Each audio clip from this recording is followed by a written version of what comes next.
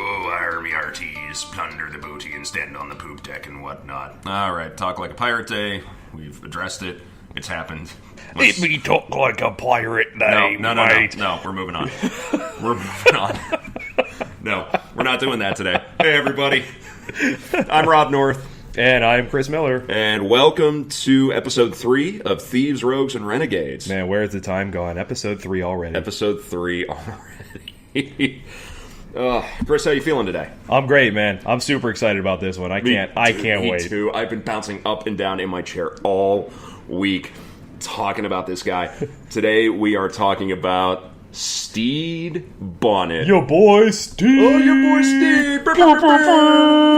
Remix. So, Stede Bonnet is pretty much famous mostly for being very, very bad at piracy. Which is kind of unfair because ultimately, he wasn't that bad. He wasn't that bad, but he kind of got caught up in some stuff and just became like a violent lunatic. Well, I basically said in the previous episode that it wasn't so much a career in piracy as it was a long-form improv exercise. Like, he would have made Del Close very proud because he definitely followed the fear.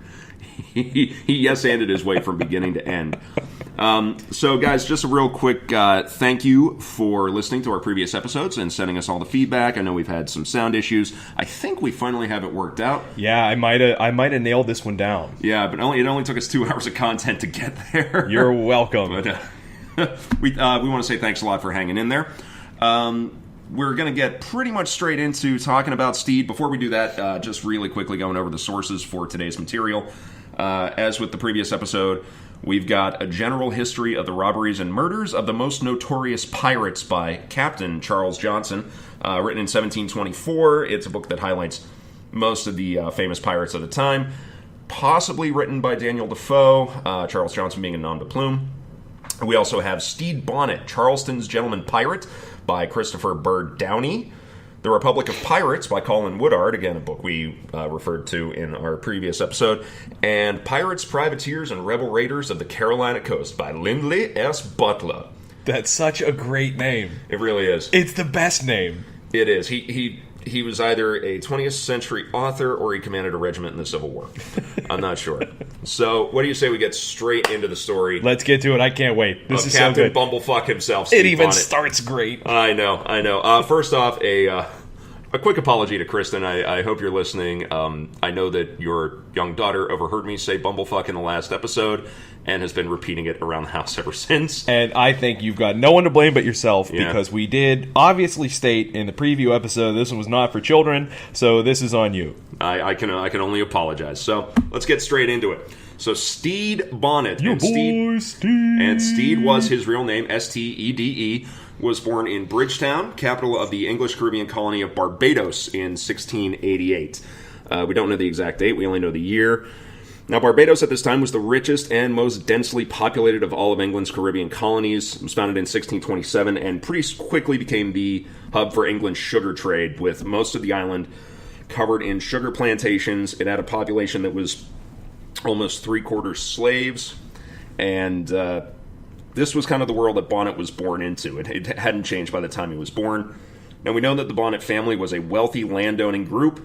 They were the owners of a large sugar plantation. We don't know how big it was when it passed into Stede's hands, but when Thomas Bonnet, Stede's granddad, wrote his will in 1676, he had a personal estate of some 400 acres and another 120 acres of land that he leased out. That is worth a lot of money. So these people had some cash. Yeah, Stede was doing pretty well for himself, even as a child, which just makes this all the better because, this dude. Stede Bonnet was like if the Kardashians decided they wanted to be, race car drivers. Exactly. Or something. You have the means to do it, but chances are you're going to put that race car right into a wall. Yeah. So, basically, he grew up as... Barbados at this time didn't really have an aristocracy outside of the governor, a traditional aristocracy, but the new aristocracy became these landed gentry, these wealthy farmers. And so the Bonnet plantation passed into the hands of Stede's dad, Edward, and they had the plantation. They had a large townhouse in Bridgetown, the capital. Stede and his sisters Grew up in this environment with a large staff caring for the children and keeping the house. They were, of course, slaves, and with over 120 other slaves working the plantation itself. They grew up being a church-going family, and according to Captain Charles Johnson, Stede, quote, had the advantage of a liberal education, being groomed to be part of the next generation of Barbadian gentlemen planters. I think by liberal education in this case, he means a very abundant education. I think it's... Yeah, it wasn't quite the same now. Not even like the political connotation of it, but it's not like he was going to liberal arts school. Yeah. But yeah, I think they mean liberal educations, and he was highly educated, not so much the kind of liberal education that Tucker Carlson bitches about every night on TV. It's really difficult to understand a lot of things that come out of that book because just of how the way it's written. Mm-hmm. Like, even the weird punctuation, the entire book reads like a Donald Trump tweet. Yeah, like the whole thing. It's like, what the hell just happened? And we have some quotes from the book that I'm going to read today, and you'll be able the books are always funny. Catch an idea of it. Oh yeah. So the Bonnet family may have also been members of a group called the Jacobites, which were supporters of a rival claimant to the English throne, a guy named James III, the nephew of the current Protestant King William. It was fairly common for among quite a lot of the families in the colonies. They would have fled England to get away from religious persecution and to put some distance between them and the current regime. Although, because of their close dealings with the governorship in Barbados, the family's Jacobite leanings were probably pretty secret. We're also going to see some other indicators that Stede and his family may have had Jacobite sympathies later, which we will get to. When Stede was 7, his dad died suddenly, probably of yellow fever or typhus. Now, he made provisions in his will for the continuing education of his kids, including his daughters, which was pretty surprising for the time. We're actually going to find out that Stede had quite a few strong women in his life. Now, whether that, affected the course of his life, we don't know. Now, his mother's death pretty quickly followed his dad's, and in the course of the next several years, the running of the plantation and Stede's guardianship passed through several hands, including to a Mrs. Janet Whetstone, who was the widow of Barbados' deputy governor. Exactly why the plantation ended up in the hands of a woman is unknown, but again, very rare for the time. I think she felt compelled to use her position to intervene as a friend of the Bonnet family to prevent, predatory bachelors from acquiring the estate. Stede's sister was of an eligible marrying age, so I think she was trying to protect them from that. The whole situation could have rapidly devolved into, like, the end of the Odyssey. Mm-hmm. Then Stede would have to shoot a bunch of people with a bow and arrow, and that probably wouldn't have worked out very well for him, because, as it turns out, he's pretty bad at just about everything. Oh, yeah. So, Janet Whetstone died in 1708, and Stede, now 19 years old, finally inherited the family estate in full, and wasted no time setting about enlarging his wealth. At the age of 21, he began to court 16-year-old Mary Allenby, the eldest daughter of another wealthy planter, Colonel Edward Allenby, and in 1709, the next year, the two got married. And it's also in 1709 that Stede was given the rank of Major in the Barbados militia. Charles Johnson constantly refers to him as the Major. It's not based on any sort of military experience or ability or prowess, because Major is a pretty high rank. It's a field-grade officer. But it's because of a 1752 law that was passed in Barbados that automatically conferred military rank and the stipend to go with it on landowning gentry based on the amount of acres you owed. You only needed 50 acres to be ranked a captain. However, in spite of this, Stede became quickly regarded as a man of good intellect, reputable in his dealings. It seemed very much that his star was in his descendant, but things were not so hot in the Bonnet household. Yeah, they did not live happily ever after in their white picket fence and his newfound rank. No, Stede and Mary's first son died in infancy. 3 more kids followed, but it seems like Stede never really was able to shake the emotional blow that his first child's death caused. And the fragile state of his psyche appears to have been increased by some apparent trouble in his marriage. Stede and Mary argued a lot. Yeah, this is all conjecture. We really don't know. Nobody knows why, and why the man kind of goes off the deep end here, and you're about to see the wheels fall off. Mm-hmm. But it's everybody kind of has a different take on it. Even in the books, there's 3 different takes of why he did it. Some are like he was bored, some are like he hated his wife, and I think Johnson probably makes the most sense with, his upbringing was really troubled and he never really developed. Well, I have the quote from Johnson here. It said that he was generally esteemed and honored before he broke out into open acts of piracy, so he was afterwards rather pitied than condemned by those acquainted with him, believing that this humor of going a-pirating proceeded from a disorder in his mind, which hath been visible in him some time before this wicked undertaking, and which is said to have been occasioned by some discomforts he found in a married state. Be that as it will, the Major was but ill qualified for the business, as not having an understanding of maritime affairs. So, we have Stede. He's already got an interest in ships and sailing because he lives in He's got a humor to go a-pirating. I'm going to use that. There's a hyphen in that word going as well. A-pirating, yeah. And a Y. So, he lives in a port. He's dealing in trade, so he's obviously interested in ships and sailing.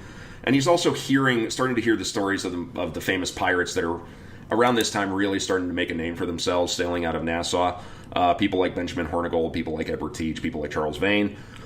And Stede commissioned the construction of a ship. Now, at first I thought that he actually just bought the ship. No, he had it built. Yes, it wasn't made. He paid to have it built. Yes. I mean, this is the guy buying the Lamborghini or the Harley as part of a midlife crisis, except Stede's doing it at age 28. Which I guess technically was like midlife for the time. Yeah, the expectancy was low. But instead of buying a sports car or getting a tattoo or cheating on his significant other, no.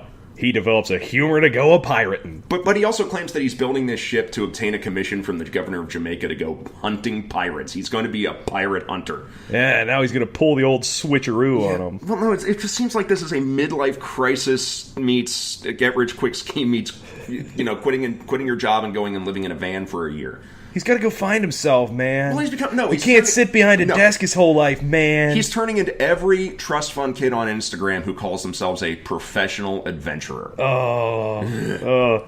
Steve, he's like all the kids are like, I can't adult today. And he got the estate when he was 6. Yeah. So, enter the Revenge, Stede's new ship. Which, he just named it the Revenge because it sounded cool. Mm-hmm. Like, that's the only reason why he picked the name The Revenge. It is a cool-sounding name. Well, it's like calling your Honda Accord the Batmobile. Exactly. So the Revenge is a Bermuda-style sloop, 60 tons, shallow drafted. It's a fast ship, simple sailing rig. Unlike most sloops of her size, though, he commissioned a reinforced hull and deck and enough gun ports to absorb the firepower of 12 cannons, which is a lot for a ship of this size. That's a lot. Which is a lot. This thing was very heavily armed, not to mention swivel guns. And he also, interestingly, commissioned lots of shelving in the great cabin because he was going to take his library to sea with him. Exactly. He was a bookish man. He is a gentleman and an intellectual. Then comes the next part, finding a crew. So imagine Stede. He's in his silk suit and his cravat and his powdered wig. He's in these, dockside taverns going, who wants to come be a pirate? Oh, who wants to join the Revenge? Just powdered wig, foppish dude. Like, everything about this is hilarious. Oh, yeah. But here's the thing, is he must have either thrown enough coin people's way or had enough of a silver tongue to convince 70 men to join his crew. Well, the one thing is it's guaranteed money. Mm-hmm. And it was probably pretty good because the guy's just pulling numbers out of thin air. And for somebody who clearly has no concept of ownership, somebody who really doesn't know the value of a dollar, or in this case, the value of a doubloon, pays these guys a salary. Yeah. And it's better than the Navy. And when you're a pirate, you may not get a salary. There's no guarantee in piracy. And as it turns out, the one thing we keep saying, these guys, it was a short life. That's the thing, too, is he paid his crew a salary instead of giving them a portion of what they managed to steal and then sell. Right. Which, assumedly, they would get. Yeah. And he got 70 men to do it, so it must have been attractive to some people. Yeah. And these were good sailors. He didn't just get a bunch of sick old men. Yeah. He found talented, and a lot of these guys were ex-pirates. Mm-hmm. Or privateers. Yeah. So he also designed his own flag. We're going to post a picture of that flag. It's pretty sweet on social media. It's pretty good. It's pretty sweet. It's pretty good. It's right up there with like Ned Lowe or Edward Teach's flag. Yeah. So in May 1717, Revenge finally slipped away from Bridgetown in the dead of night without Stede bidding any sort of farewell to his family. So long, losers. Coincidentally, in leaving Bridgetown, he already broke the law. Yes. There was a law requiring anybody leaving Barbados to register with the General Secretary's office in order to obtain a pass because people were leaving the island, the population was shrinking, so they're trying to cut down on that. So, already an outlaw, he sails away, and he never sees Barbados or his family again. So you have this guy who's never been to sea before. He fancies himself a pirate. He's on this ship with all these rough pirates. And he's wearing, like, silks and all these powdered He's wigs. looking good. Yeah, Stede out here fresh to death, baby. It's your boy, Stede. He also ordered his crew to no longer use his real name. He asked them to refer to him as Captain Edwards. We think that this is to spare his family, that the family he ghosted any shame. Straight up took off. In the event of his capture. So he decided to make for the coast of Virginia, and in spite of his inexperience, his crew must have been pretty good at what they did because they had a very good run initially, capturing 4 vessels in the course of about 7 or 8 days. And then they go hunting off of New York, off of South Carolina, and then Revenge sails into the Florida Straits between Florida and the Bahamas, where they happen to run into a vessel that Stede sees it, orders the chase. Turns out it's a Spanish man-of-war. Whoops. On patrol. Whoops. Oops. And Stede decides to engage the ship anyway. He's outgunned. Yeah, he goes, oh shit, we're good at this. Let's do it anyway. Well, the fight doesn't go well for them. Doesn't go very well. Couple dozen casualties on board the ship. The ship is heavily damaged. Stede himself is injured, knocked unconscious. Yeah, he's banged up. Mm-hmm. Like, what did they say in one of the books, and I don't remember which one it was, said that almost to a man, they were all in bad shape. Like, every single person on the boat was hurt pretty bad. Yeah, they barely managed to get out of there. It never says quite how they escaped. We don't know how. It's likely because the sloop was much faster than the other. Well, even damage, though. If it's got damage to the ring. That's true. Yeah, that's all I can think of. Or that, because it's not like a man of war is just going to let it go. Yeah. Once it's engaged, sorry. Nope. Sorry, pal. Mm-mm. Yeah, we're finishing this fight. Maybe a storm, cover of darkness. I really don't know. But they did get away. And like that's kind of the only thing that ever goes kind of right for dude. Yeah. But when Stede wakes up, what port are they putting into? Nassau. We love Nassau. And Stede becomes a part of the flotilla of the man that we talked about last time, Edward Teach, a.k.a. Blackbeard. And Teach sees this guy that comes in with this heavily armed, well-crewed vessel. Now it's banged up and needs to be repaired. And he sees him in a precarious position with an unhappy crew. And they have a conversation that, if I could time travel, I would want to be there. This might be top 10. So you've got this guy who clearly has no idea what he's doing, showing up like in the Bluesmobile, like right before it falls apart in Chicago. It's kind of like this, and now he's gonna try to bargain with Blackbeard. Like, we're gonna talk about a lot of people on this podcast. He might be the biggest badass. Yeah. And he's gonna try But they managed to strike a bargain. Well, no, they do. So Teach provides the crew to replace Stede's casualties, sends over the carpenter, sends over the surgeon, and Teach says, I'll take command of the Revenge, which is bigger and more heavily armed than my ship, until you recover from your injuries. You get to stay in the great cabin. You get to still pretend to be the captain. I'll handle the heavy workload. So something about this must have been attractive to Stede. Well, it was probably, a handshake and then a dagger in the other one. Yeah, probably. Yeah, it feels like Blackbeard wasn't a big bargaining dude. Well, I don't know if he had ulterior motives at the beginning, but by the end of this arrangement, he absolutely does. He certainly did. I know we've been misinformed, and I know we were talking last week about how it was the management review from hell, Blackbeard being on the Revenge and just kind of looming over Stede's shoulder. Yeah, we were a little brusque in that. Yeah, I think they may have been a little more congenial in their early dealings, and I uncovered this. An interesting theory as to why that may have been. There's a guy named Kevin Duffus who wrote a book called The Last Days of Blackbeard the Pirate, and he dismisses the traditionally held belief that Teach was from Bristol in England and was instead Edward Beard, who was the son of a Captain James Beard from Charlestown, South Carolina. The Beard family emigrated to Charlestown from Barbados, where Captain Beard's brother, William, was the plantation overseer for Edward Bonnet, Stede's dad. So we can surmise that not only did the two know each other back in Barbados, that they may have actually had a family connection. That's a bold statement. It's a bold statement. Now, it's difficult to prove, but I wanted to throw that in there because I think it's a very interesting theory. It's fascinating. That's a big paradigm shift on the whole thing. Yeah. Whenever you got Blackbeard out there basically running the show and Stede Bonnet walking around reading books in his pajamas. Oh, he was doing that. He definitely was walking around reading books in his PJs. Yeah. Oh, it wasn't uncommon, and people were like frowning at him constantly, and he's just taking his tea. Like, this dude definitely drank with his pinky out. Like, no doubt. So the flotilla sets sail from Nassau, and Stede is now having a great time. He gets to rest, he gets to read, he gets to enjoy life on board a pirate ship and pretend he's a badass and jump on the enemy deck once they take a ship with Ballroom Blitz playing in his head, and he's just jock jamming the whole thing. but Teach does all the heavy workload from the quarterdeck, and he appeared to at least feign to giving Stede a role in the decision making on board the ship, because you don't want to cut out the idiot rich boy who gave you the nice fast ship with lots of guns.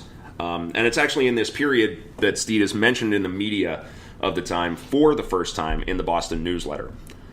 On board the pirate sloop is a Major Bennett. I got that wrong, but has no command. He walks about in his morning gown and then to his books, of which he has a good library on board. He was not well of his wounds that he received by attacking a Spanish man-of-war, which killed some 20 men. After putting into Providence Island, the place of rendezvous for the pirates, they out the aforesaid Captain Teach on board for this cruise. Once he recovered from his injuries, however, Stede starts to kind of rankle about not having his full captaincy restored. Oops. Yeah, sorry, bro. And Charles Johnson tells us, quote, "To Teach Bonnet's crew was joined in consortship, and Bonnet himself was laid aside, notwithstanding the sloop was his own. The Major now saw his folly, but could not help himself, which made him melancholy. He reflected upon his past course of life, and was confounded with shame, when he thought upon what he had done. His behavior was taken little notice of by the other pirates, who liked him never the better for it, and he oft declared to some of them that he would gladly leave off that way of living, being fully tired of it, and he should be ashamed to see the face of any Englishman again." End quote. Now, fate somehow manages to intervene on Stede's behalf, though. Teach captures the Queen Anne's Revenge. We talked about that in the last episode. Becomes the biggest, baddest pirate ship probably in the entire hemisphere. So he leaves Bonnet to command the Revenge once again and moves to his new flagship. Stede is eager to prove his mettle on the next cruise. It's now March 1718. We're 6 months into his career. They decide to split up to cover a larger area. Now, in the Bay of Honduras, Stede gets his chance against a 400-ton merchantman called Protestant Caesar. Great name. Little on the nose, but I like it. Great name. It's a vessel out of Boston, and if they managed to capture it, this would have made a very nice consort to the Queen Anne's Revenge. You can throw 25, 30 guns on it. Now, using the advantage in speed and crew size that he has, Stede engages the ship, and he manages to fuck it up completely. Yep. He has every advantage going into this fight. Yeah, he's got the sun behind him. He's got the wind at his back. Everything's going really well. He's got a bigger crew. He's faster. All he has to do is make a quick boarding action, and it turns into a running gun battle, and he can't get aboard this ship. Yep. So Protestant Caesar gets away. Stede is forced to return to Edward Teach, tail between his legs, and he is once again removed as captain of the Revenge. Blackbeard puts his lieutenant in charge of the Revenge now. Yeah, his crew is not thrilled about this. Yeah. So it's... And keep in mind, these were very diplomatic sorts, which is super weird for a bunch of like bloodthirsty murderers. But so Stede is put on the Queen Anne's Revenge as essentially a prisoner, and it's while he is on the Queen Anne's Revenge that he starts hearing of a pardon issued by England's King George I that all pirates who submit before 5th of September 1718 get a blanket pardon from all the crimes they've committed whilst as pirates. He discovers, however, that the pardon only applies to acts committed before the 5th of January, nearly 3 months before the misadventure with the Protestant Caesar. And so now he has to resign himself to life as a rank-and-file pirate. Now, he's a gentleman. He's a wealthy country gentleman. He's never been rank-and-file in his entire life. But he also happens to mention in a crew meeting his early luck hunting prizes off Charleston. And this sets in motion one of Blackbeard's most famous exploits, his blockade of Charleston Harbor, which he spent several weeks blockading the harbor of a major colonial city, takes a whole bunch of ships, basically ransoms the city, and manages to get a whole lot of wealth, a whole lot of supplies. And it's considered probably the high point of the golden age of piracy by a lot of historians. Yeah. The biggest, boldest act by a pirate in this time. And he saved countless lives from the ravages of syphilis. Mm-hmm. God bless him. He's doing the Lord's work. So the blockade ends, and Teach's flotilla sails towards North Carolina. Stede is suddenly given a gig. Teach appears to have seen the blockade as the high point of his career and decides, well, now that that's done, what can I possibly do? I'm going to take this pardon as well. So he tells Stede that he's to travel to Bath, North Carolina, which is the capital of the colony at that point, in advance of Teach and the rest of the pirates, with a small cargo of sugar and molasses as an incentive for Governor Charles Thug Life Eden. I love this dude. Which we are going to do an episode baby. on. Big box Chuck.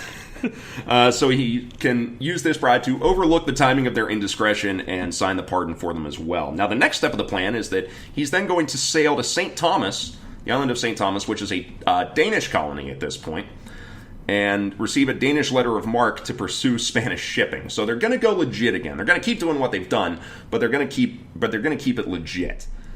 Now let's back this up a little bit. Stede Bonnet was like, "Hey Blackbeard, do me a favor. Keep an eye on my stuff, will you?" And Blackbeard's like, "Sure." So Stede goes, "Now he's coming back." Well, we're getting to this. So Stede's going to take the Revenge, and he's going to sail to Bath. Well, what happens? Teach runs the Queen Anne's Revenge aground at Topsail Inlet and breaks the keel. The ship is done for. Yeah, he trashed it. We think it may have been intentional. So Stede is still sent to visit Bath with the cargo and a few men, just in a tiny little boat. So he gets to Bath. Governor Eden happily accepts the bribe, signs pardons for all of them, even grants Teach and Bonnet's men certificates of safe conduct. Stede sails back to Topsail Inlet and finds that Teach has packed himself and all of their plunder onto his newest ship, the Adventure, and left, leaving the Revenge stripped of everything of value. Everything he could possibly take, he took. Everything he of value. He took a bunch of nails out of it. Yeah. And then he takes about 25 of Stede's men. Yeah, it's the rest of Stede's men. Puts them on a sandbar. Maroons them on a sandbar. And I mean, fortunately for them, like, it only took Stede 2 days. But they were just sitting on a sandbar for 2 days. Like, well, this is how this story ends. Can you imagine what Stede must have thought when he got into his cabin and realized that Blackbeard took his books? He took the books. Well, one assume. Honestly, more likely. I can't prove it, but these things were worth a lot of money. Chucked them over the side. Well, no, books were worth a lot of money. That's true. In the early 18th century. I mean, yes, you had printing and everything, but they were still valuable commodities. They're going to be worth a pretty penny. It was more of a status symbol than it is now. Yeah. So he took the nails. It's like in True Lies. She took the ice cube trays out of the freezer. So Stede rescues his maroon men, puts everybody aboard the Revenge, and ignoring the fact that this ship has no provisions, and the more prudent course of action would be to go right to St. Thomas, ration the food out. He can't get over the burning sting of Teach's treachery. Like, oh, it's the best. I can't help but laugh about this. Just Stede, just in a house coat, just pacing the deck. How dare he? How dare he besmirch the Bonnet name? Oh, but then, that dastardly villain. But then he hears from the captain of a small boat that Teach is in Ocracoke Inlet. Sails up to Ocracoke, gets there to find that the Adventure and Teach have sailed away 2 days earlier. They're gone.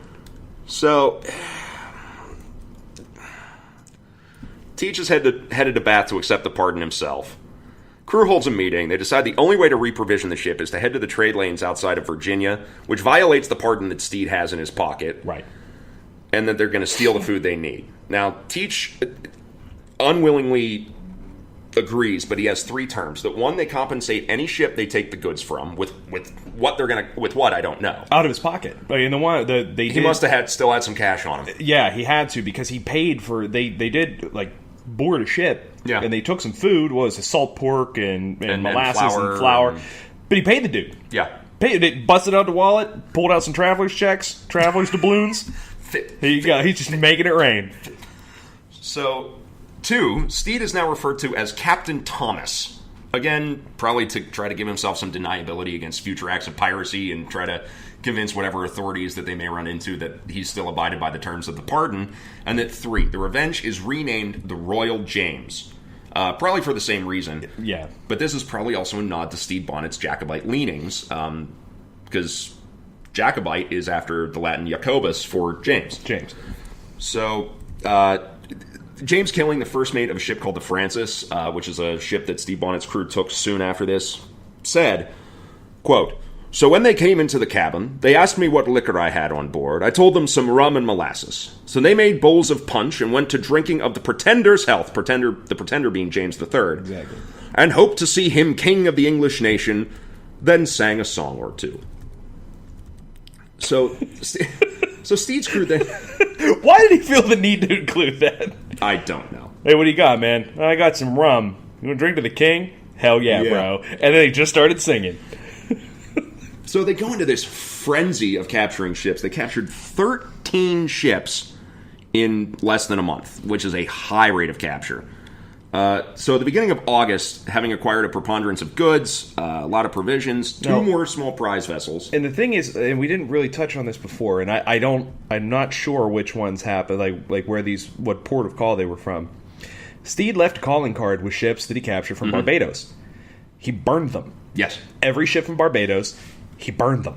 It was like Teach with ships out of Boston. Yeah.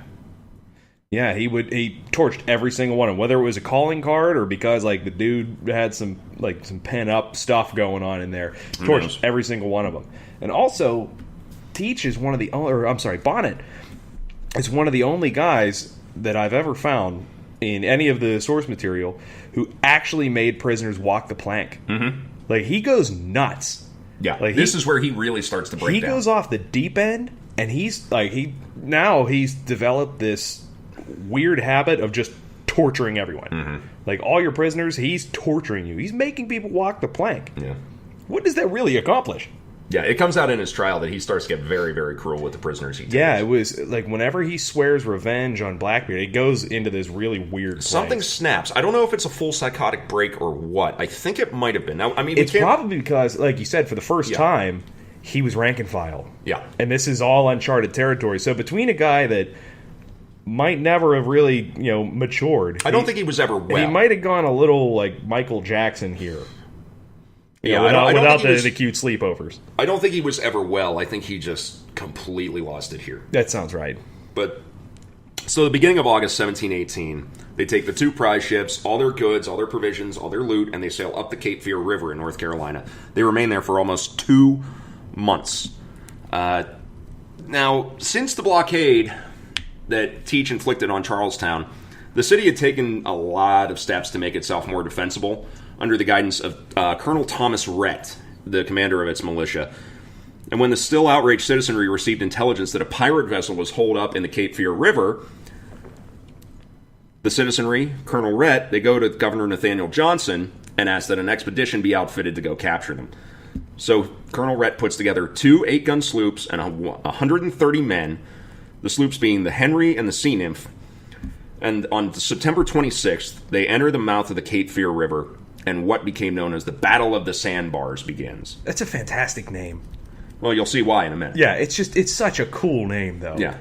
Contact being made on the following day, the 27th. Now, seeing that he was outnumbered and outgunned, Stede decides to try to take advantage of an ebbing tide and make a run for the open sea and avoid being boarded, because he's outnumbered heavily, he's outgunned.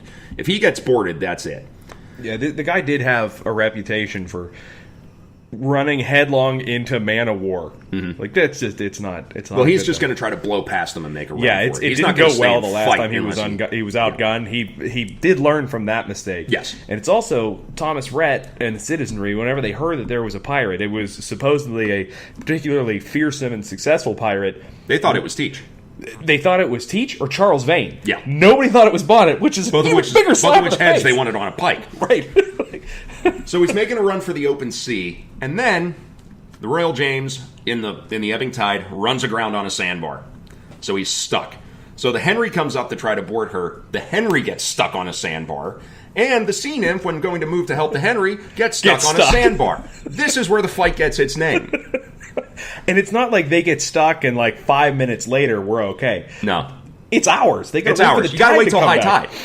You have to wait half the day until high tide comes. Was it the sea nymph was the closer of the two, or The Henry? Okay, they were in pistol shot. Yeah, they were very, very close, and they both got, and they both ran aground with severe list to starboard. Mm-hmm. So they both have batteries of cannons that they can't use against each other because Stede's cannons are going to fire right over the Henry.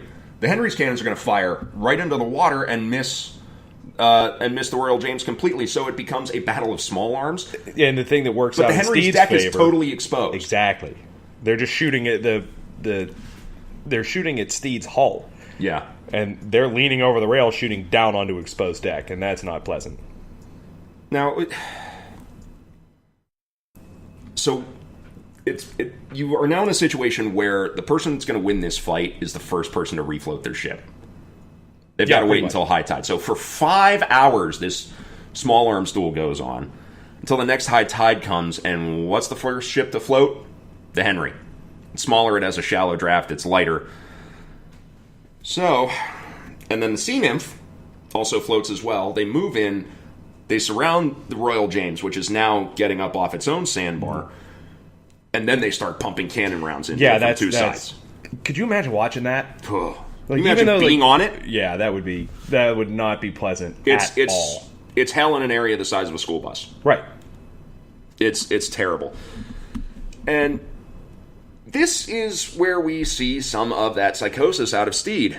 I don't know if it was courage, I don't know if it was rage, adrenaline, an unwillingness to go to the hangman's noose. Stede starts walking around the deck with 2 pistols drawn, stating that he was going to detonate the Royal James powder store and destroy the entire ship and the crew rather than face justice. And that he was going to shoot any man that attempted to stop him. But his crew either called his bluff or didn't hear him in the din of battle, and they run up a flag of surrender. So all of these men... It was probably the bluff. Yeah, probably the bluff. And so they decide they'd rather face justice. Losses in the battle are a total of 12 killed and 18 wounded for the Carolinians, and a total of 7 killed and 5 wounded for Stede Bonnet's men. So on October 3rd, they sail into Charleston, Stede with the 35 men captured with him. They're thrown into jail, although Stede, even though is either because of his status as a gentleman or more likely to stop him conspiring with the crew before trial, is held in finer accommodations at the home of Nathaniel Partridge, the province's provost marshal, basically the person in charge of justice. Think the head of South Carolina's Justice Department.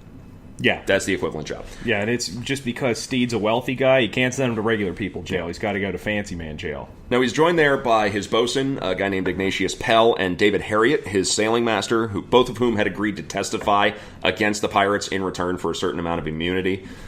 And on October 21st, news arrives that a pirate by the name of Christopher Moody, who we're going to cover in the future, is off of Charleston Bar. He's preying on vessels, and he's not likely to attempt any kind of rescue. He might not have even known that Stede was in Charleston.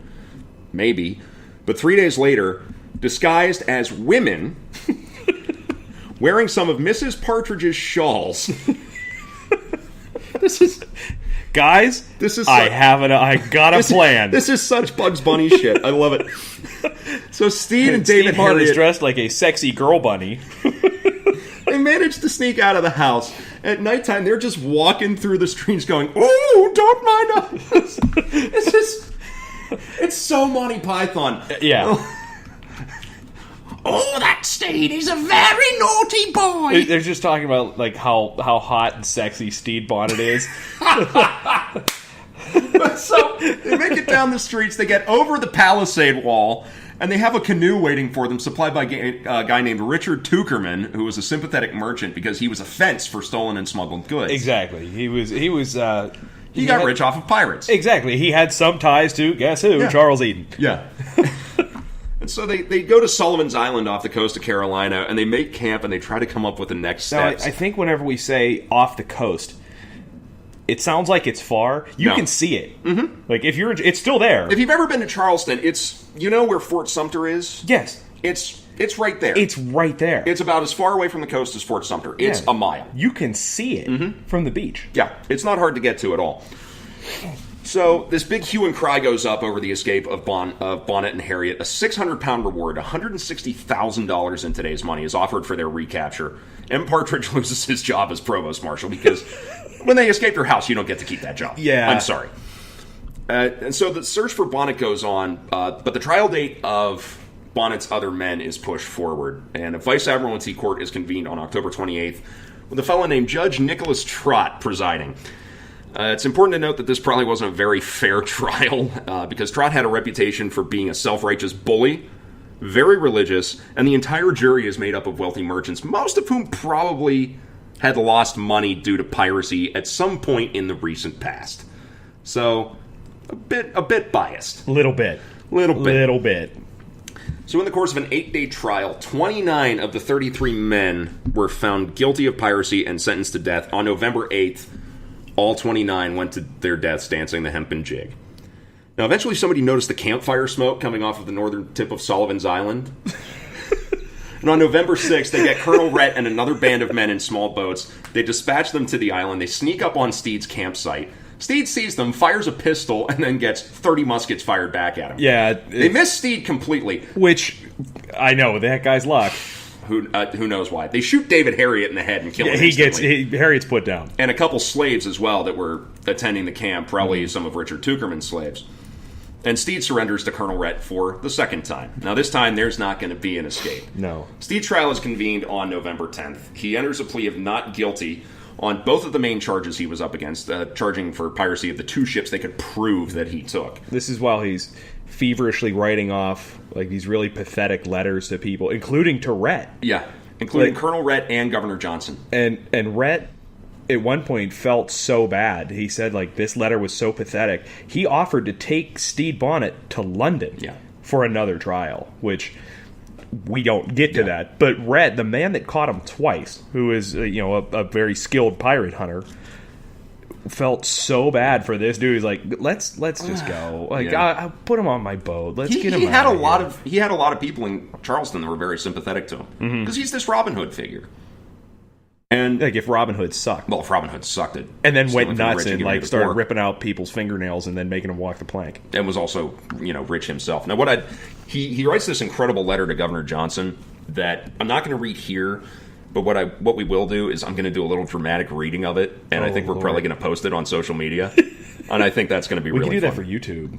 Yeah. We'll put that on our YouTube page. Look for that on our YouTube and look for that on our Instagram. Yeah. I think that'll be fun. I know we plan on going to the baseball game tonight because it's Talk Like a Pirate Day. Maybe we'll do that at the baseball game. Oh, perhaps. I'll bring the book with me. Yeah.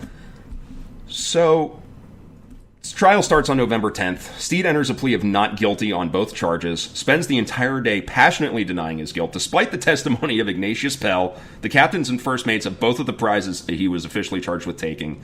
Stede calls one witness in his defense, a young man who witnessed the signing of the pardon and the note of safe conduct from Governor Eden.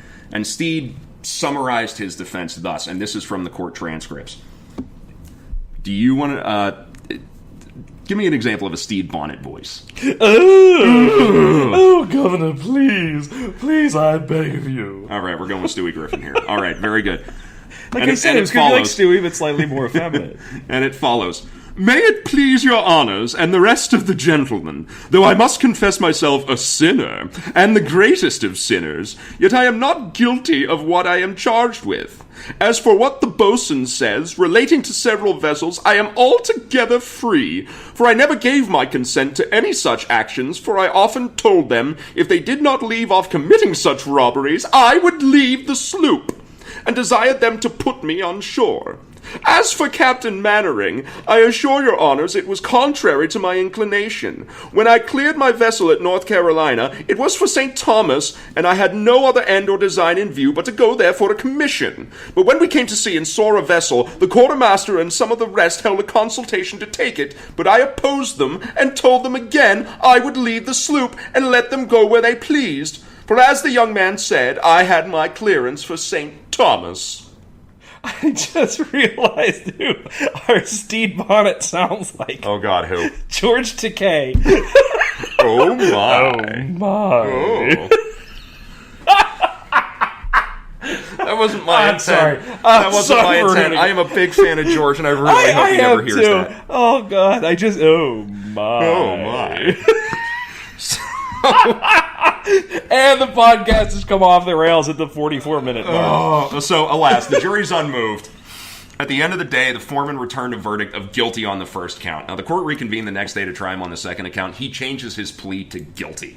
Sentence of death by hanging is passed down immediately, with Judge Trott reminding Stede that, being a gentleman that hath had the advantage of a liberal education, and being generally esteemed a man of letters, I believe it will be needless for me to explain to you the nature of repentance and faith in Christ, they being so fully and so often mentioned in the Scriptures that you cannot but know them.